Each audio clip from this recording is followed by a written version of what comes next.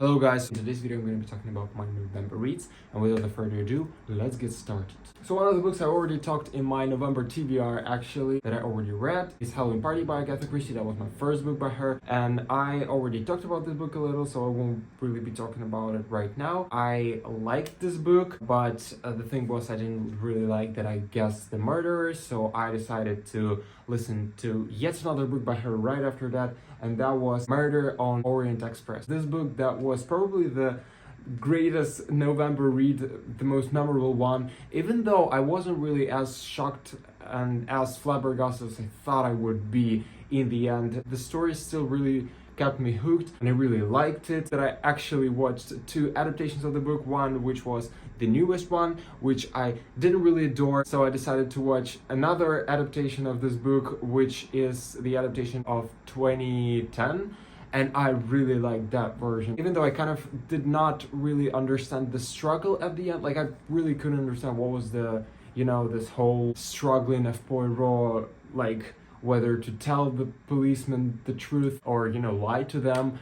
I didn't really get that. That's great that it wasn't in the book. Like, in the book it was really smooth, very fast. Like, I like the ending of the book, how Agatha Christie ended it. But I didn't really understand, like, the complexity of this thing in the movie. That wasn't a problem to me at all. Like, I was like, I adore these characters who did that. So I didn't really see any struggle behind that. Somehow Poirot did. So, okay, that's it.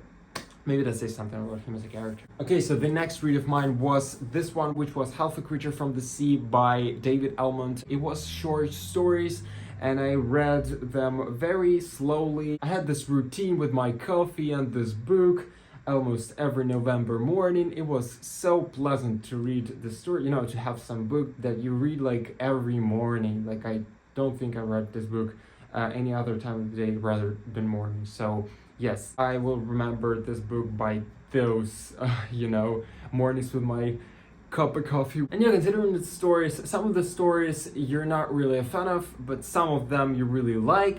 It was just like that with this book. But, I feel like maybe it's not like my favorite book, but, I just really like the process of reading it. Like, it was really pleasant in a way, I guess. Can't really say much about it because, it's just short stories that are somehow related to this author's life. It also had this great illustrations, which I liked. So yes, if you're a fan of short stories, I can really recommend it to you. Oh fuck.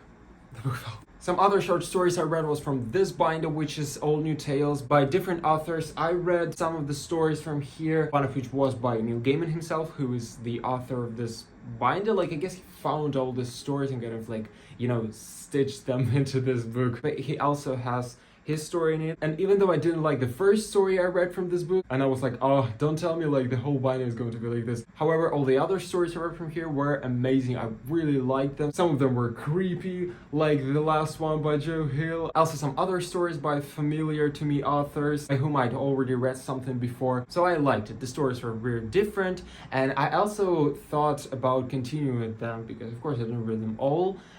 So I am thinking about continuing with this one in January maybe, because I don't feel like reading it in December. Because if you know me, I already have like a huge pile of Christmas books to read in December. But maybe the next year I will take this book once again. Another book I read in November was Everlost by Neil Schusterman. And that is the book about afterlife, about this world that kids are going to after they die, but they don't really die. They kind of become ghosts, even though it's not really ghosts, but like it all described in its own way. And it's really interesting. It's just, this world of Neil Schusterman with his creepy themes, like this creepy world building. I don't know, it's so fascinating and just, creepy, really creepy, because like it's just afterlife. Come on, what can be creepier than that? I am planning on continuing this series the next year, and the last book I have not finished yet, but I am in the process of reading, and that is A Winter New York. Oh fuck, of course it fell. And I'm on page 103 right now. So far I am liking this book. If some of you remember my